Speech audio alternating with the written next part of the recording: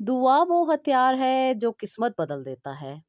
जब सब दरवाजे बंद हो जाएं, जब हर तरफ अंधेरा हो, जब कोई रास्ता ना बचे, तो बस एक रास्ता बाकी होता है, दुआ का रास्ता। वो आंखों से बहते आंसुओं, वो दिल से निकली आहें अर्श तक लेके जाता है।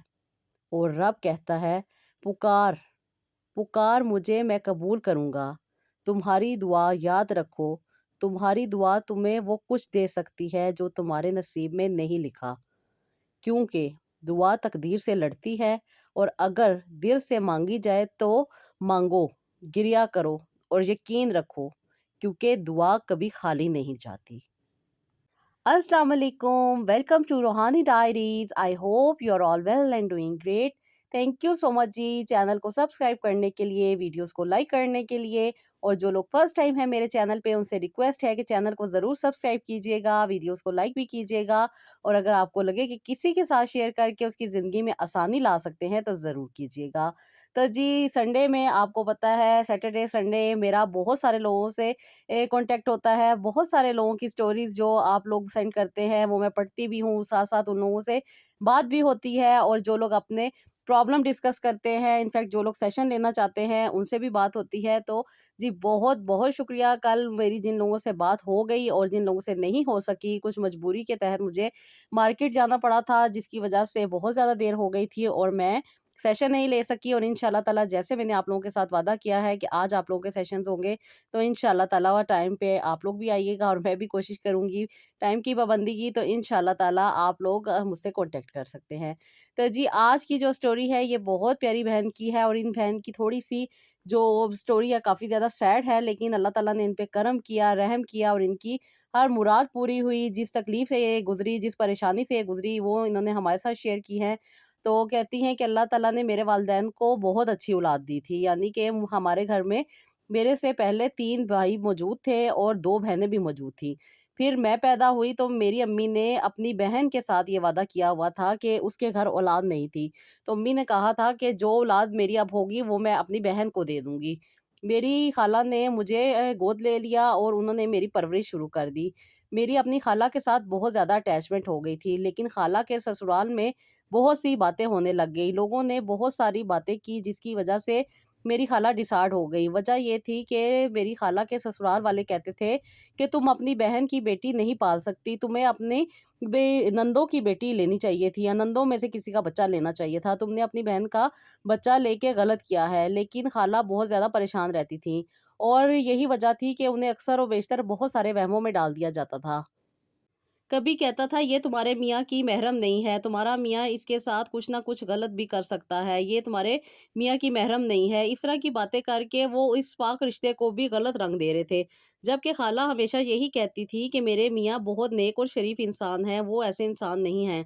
लेकिन लोग तो वहम डालते ही हैं। बस खाला को बहुत सारी नेगेटिविटीज़ का सामना करना पड़ रहा था। कहती हैं कि मैंने अभी 8 क्लास तक खाला के पास ही अपनी ज़िंदगी गुज़ारी, खाला को ही अपनी अम्मी कहती थी, उन्हीं के साथ मेरा खाना-पीना, बैठना-उठना था। फिर अब अल्लाह ताला ने मेरी खाला पे करम किया और खाला को भी अल्लाह ताला ने एक बेटा अता कर दिया।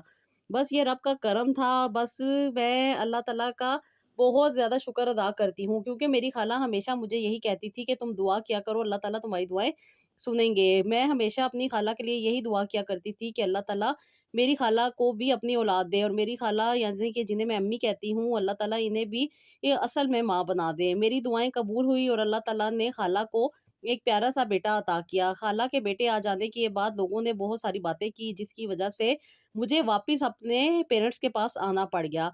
अब मैं वापस जब आई आपी, तो मेरे बहन-भाइयों के साथ मेरा रवैया नहीं मिलता था। यहाँ पे रहना मुझे बहुत ज़्यादा मुश्किल कर रहा था। मेरे बहन-भाइयों की नेचर और थी और इनकी ये लाइफ का गुज़ारने का पैटर्न और था। लेकिन मैं क्योंकि लाडो में पली हुई थी अपनी खाला के साथ, और मेरी खाला ने मेरी हर ज़रूरत, हर ख़्वाहिश, हर चीज़ बड़े प्यार से मुकम्मल की थी, और मुझे उस सब चीज़ों की आदत थी, जिसकी वज़ह से मैं अपने बहन-भाइयों के साथ एडजस्ट नहीं हो पा रही थी। मेरे बहन-भाई मुझे बहुत ज़्यादा ट्रोल करते थे, मेरे साथ बहुत ज़्यादा बदतमीज़ी किया करते थे, जिसकी वज़ह से मेरे इनके साथ लड़ाई-झगड़े लगे रहते थे।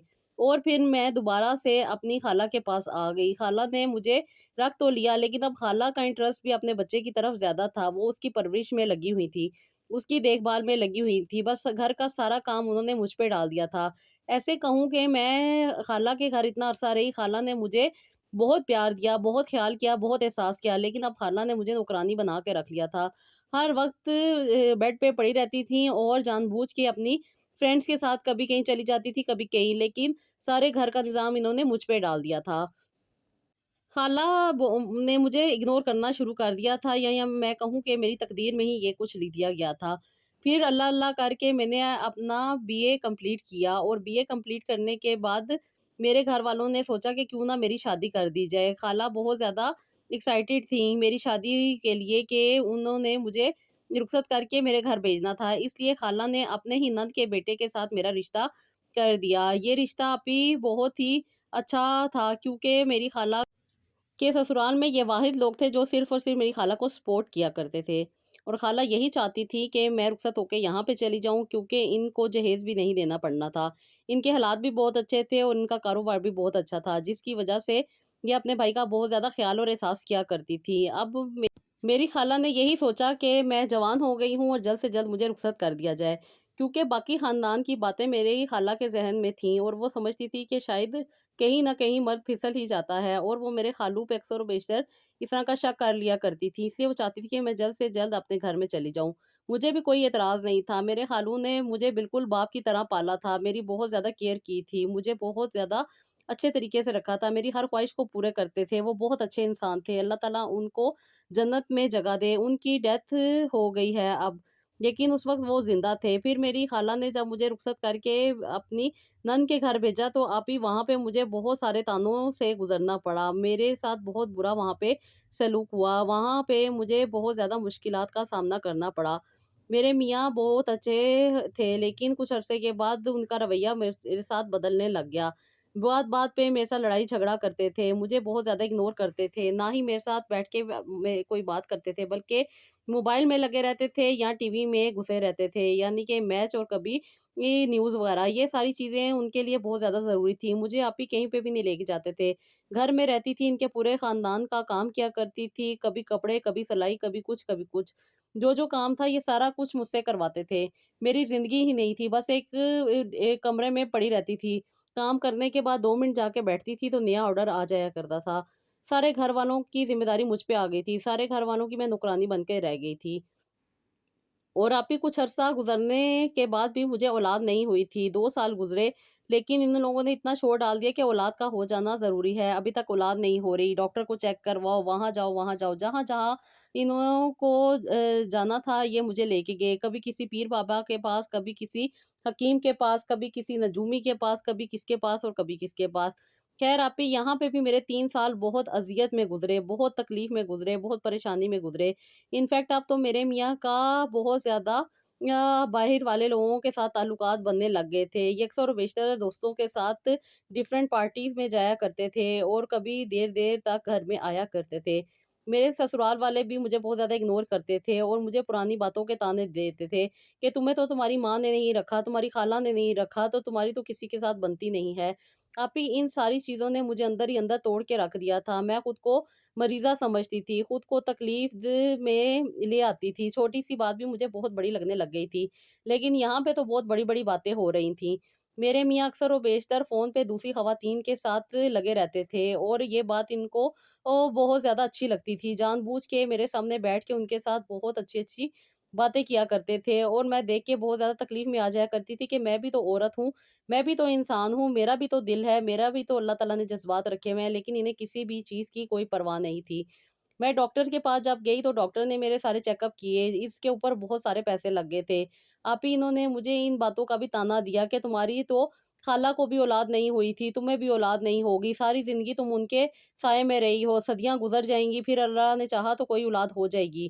آپ ہی انہوں نے مجھے ان باتوں کا بھی تانا دینا شروع کر دیا، میرے پہ لگنے والے پیسوں کا بھی مجھے تانا دیتے، میرے علاج پہ بھی 2 روپے لگتے تو یہ بہت زیادہ اس کا ویلا مچاتے، آنے جانے والے کو ساری باتیں بتاتے، خاص طور پہ میری ساس محلے کی جو بھی خواتین آیا کرتی تھی ان کے ساتھ میری صرف اور صرف برائیاں کیا کرتی تھی، اور میرے اس خیال کرنے کی عادت کو یہ میری مجبوری سمجھتی تھی کہ میرے پاس کوئی ٹھکانہ نہیں ہے، میں کہاں جاؤں گی، مجھے تو یہیں پہ رہنا ہے، کیونکہ مجھے میرے والدین نے نکال دیا، پھر میری خالہ نے بھی یہی سوچ کے میری رخصتی کر دی کہ میں اپنا گھر بساؤں اور اپنے گھر میں اپنی زندگی گزاروں۔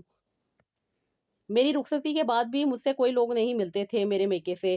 بہت کام کبھی آنا جانا ہو تو ہو جایا کرتا تھا، ادروائز آپ ان کے لمبے چوڑے خاندان کی دیکھ بھال میں ہی کر رہی تھی، روتی تھی، تکلیف میں رہتی تھی، بہت مشکل سے یہ دن گزر رہے تھے۔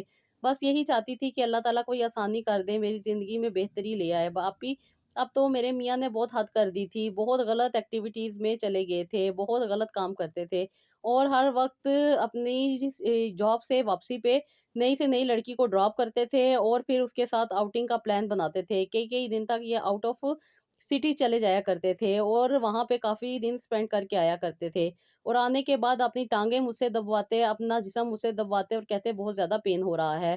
ابھی یہ دوسری خواتین کے ساتھ کافی زیادہ انوالو تھے اور ان کی انوالومنٹ کی وجہ سے یہ بہت زیادہ ویک بھی ہوتے جا رہے تھے اور ان کو کسی بھی قسم کا کوئی خیال نہیں تھا۔ یہ صرف اور صرف اپنی والدہ سے 2-4 منٹ کے لیے بات کرتے اور پھر اپنی زندگی میں مست ہو کے رہ جاتے تھے۔ ساری ساری رات لڑکیوں کے ساتھ بہت غلط قسم کی باتیں کیا کرتے تھے، جنہیں سن کے میں روتی ہوتی تھی اور بہت تکلیف میں آ جایا کرتی تھی۔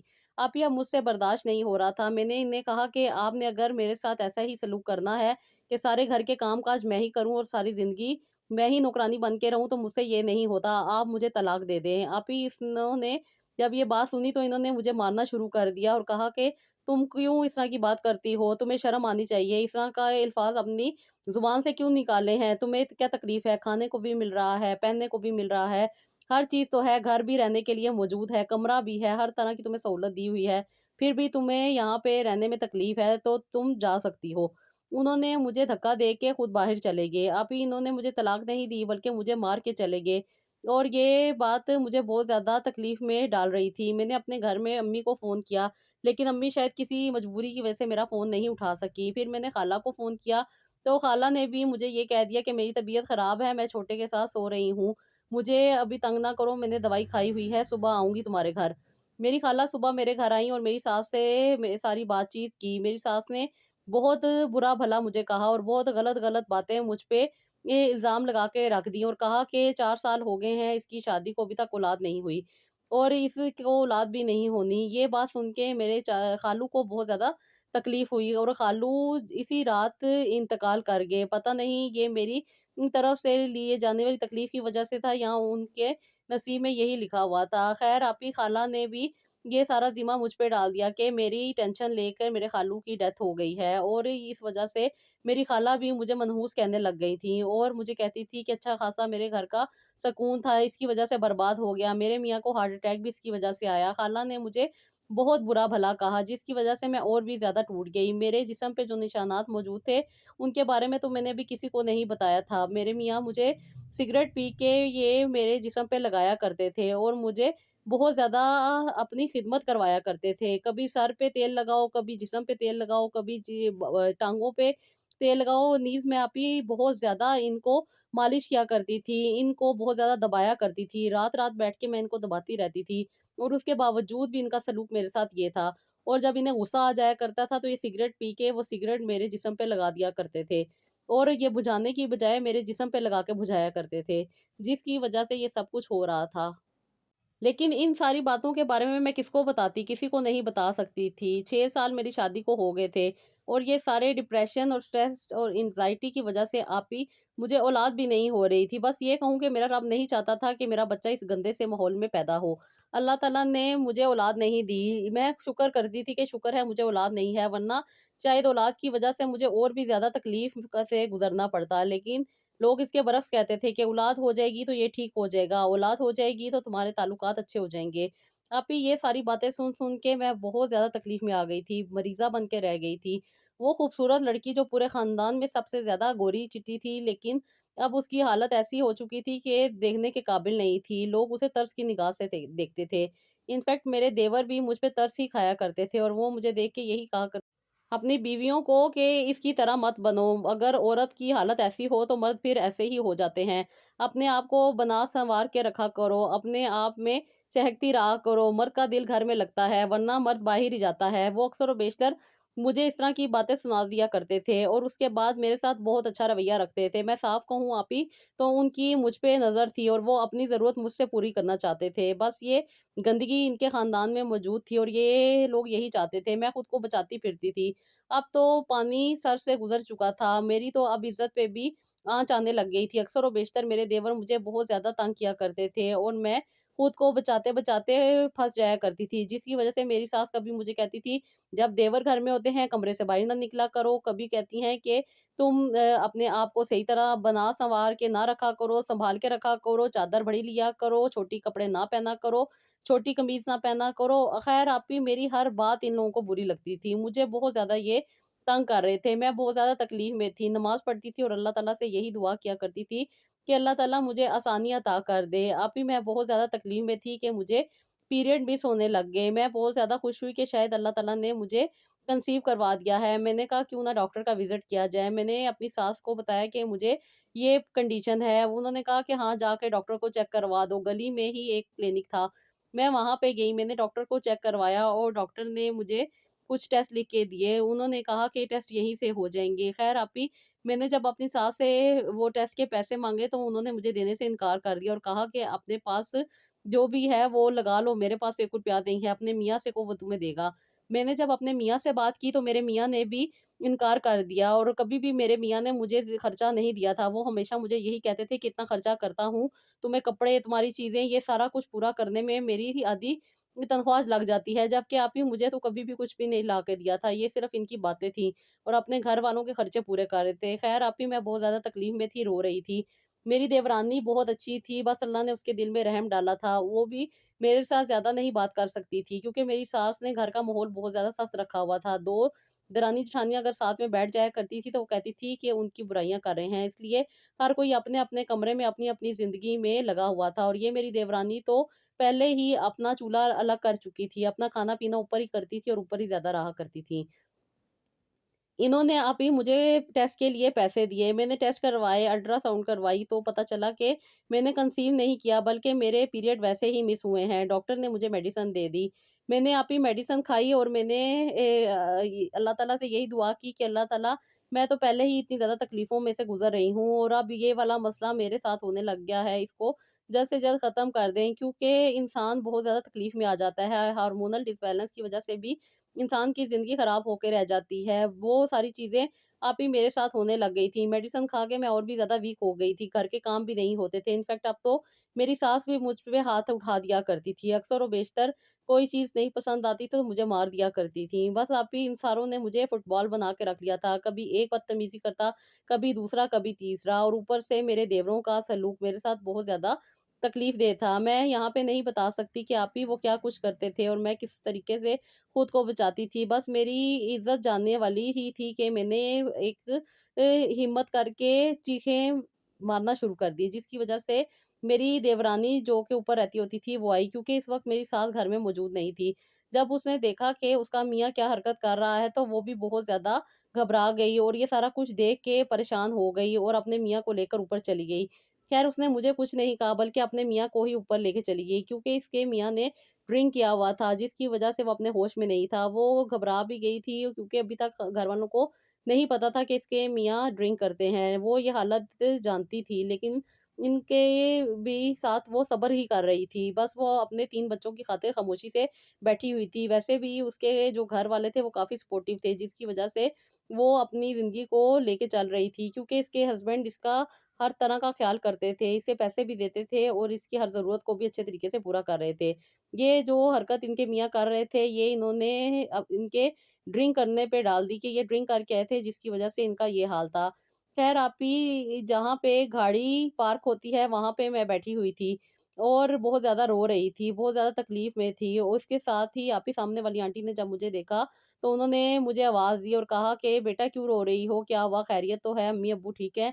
ख़ानदान में कोई मसला तो नहीं है?" मैंने भी उन्हें कहा कि, "हाँ जी, सब कुछ ठीक है" और ख़ैर अपने आँसू साफ़ किए और अंदर आने लगी, तो आंटी ने मुझे बुलाया और कहा कि, "अच्छा ये लो मैंने बिरयानी पकाई है, रुको मैं लेकर आती हूँ।" आंटी बिरयानी के बहाने दरवाज़े तक आईं और मुझे वो बिरयानी पकड़ा के कहती हैं कि, "बेटा कोई तकलीफ़ है, कोई परेशानी है तो तुम मेरे साथ शेयर कर सकती हो, मैं तुम्हारी सास को अच्छी तरह जानती हूँ। ये कोई अच्छी औरत नहीं है, और घर का माहौल क्या है ये लोग तो सब लोग जानते हैं। किस तरह के लोग हैं ये सारों को पता है। अगर तुम्हें कोई तकलीफ़ है तो तुम मुझे बता सकती हो।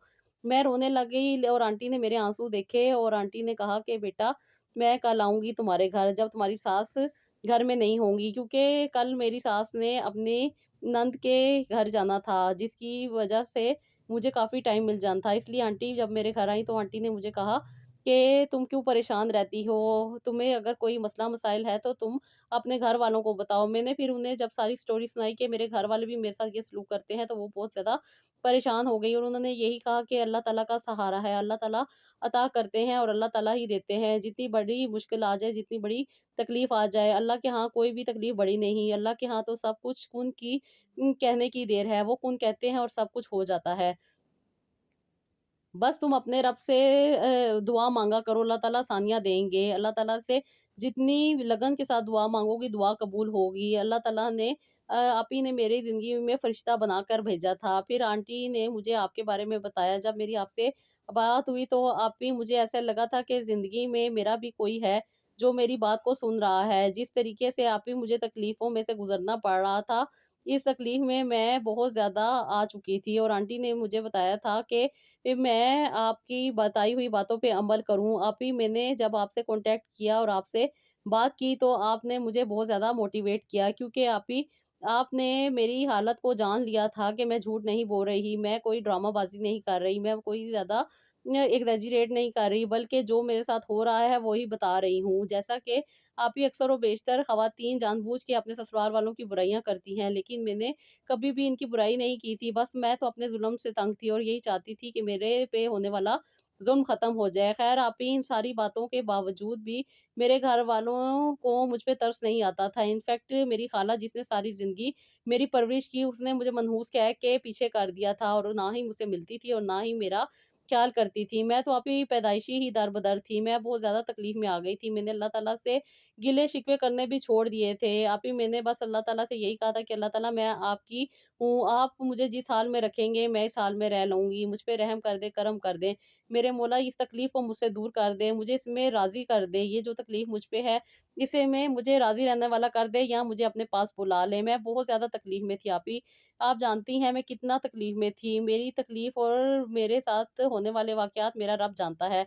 बस आप ही मैंने अल्लाह ताला से बातें करनी शुरू कर दी, अपने दिल के हाल अल्लाह ताला से बताने शुरू कर दिए, और जैसे कि आपने मुझे तस्बीहात दी थी, ला हौला वला कुव्वता इल्ला बिल्लाह की, और जिस तरह से आपने मुझे तादाद और गाइडलाइन दी थी, और जिस तरह आपने मुझे मेरी ज़िंदगी में चलने वाले मसले मसाइल के बारे में बताया था और मुझे गाइड किया था, मैंने आप ही ऐसे ही किया, और अल्लाह के करम से आप ही मेरी ज़िंदगी में एक दिन आ ही गया जिस दिन अल्लाह ताला ने मुझे सकून अता करना था।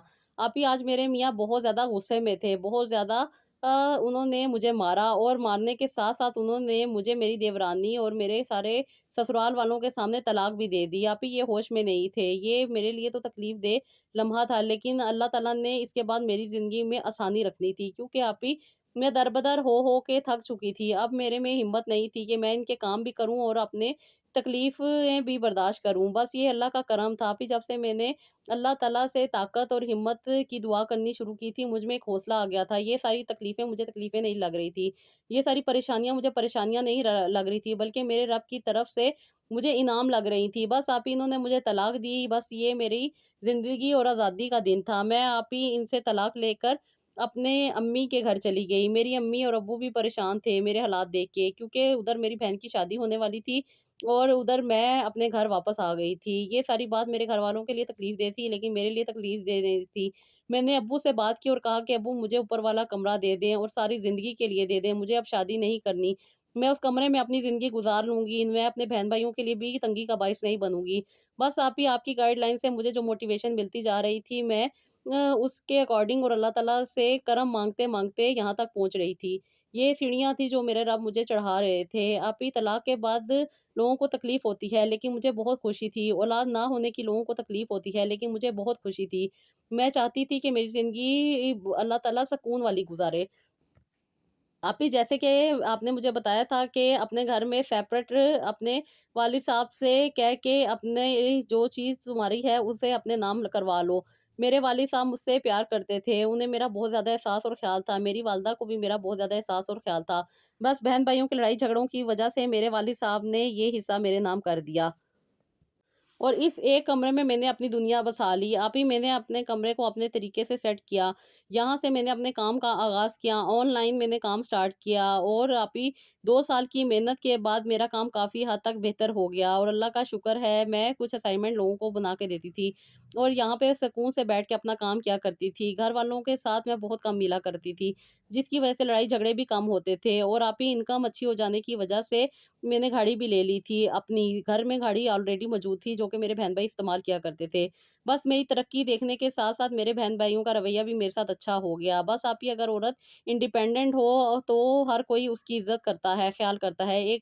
اسی لیے انسان شادیاں کرتا ہے، روٹی کھانے کے لیے ہی اور اپنی زندگی کو گزارنے کے لیے ہی انسان ان چکروں میں پڑتا ہے، لیکن جب سب کچھ اللہ تعالیٰ دیتے ہیں تو پھر کیا ضرورت ہے۔ میں نے اللہ کا بہت زیادہ شکر ادا کیا، اور اللہ تعالیٰ سے رو رو کے دعائیں کی، اور اللہ تعالیٰ سے اپنی غلطیوں پہ معافی مانگی کہ میں کتنی تکلیف سے گزری، کتنی پریشانیوں سے گزری، اور چاہتی تھی کہ لوگ میرے ساتھ اچھا رویہ کریں، اچھا سلوک کریں، لیکن آج تک اللہ تعالیٰ کے علاوہ کس نے مجھ سے نہیں سلوک اچھا کیا۔ بس میں ہوں اور میرے اللہ تعالیٰ ہیں۔ میری زندگی بہت اچھی گزر رہی ہے، میں بہت زیادہ خوشی کی زندگی گزار رہی ہوں۔ یہ میرے رب کا کرم تھا کہ اللہ تعالیٰ نے مجھے رائٹ ڈائریکشن دی اور میری زندگی کو بہتر بنایا۔ بس آپ ہی میرے دل سے دعائیں نکلتی ہیں کہ اللہ تعالیٰ آپ کو بہت بہت بہت خوشیاں دے۔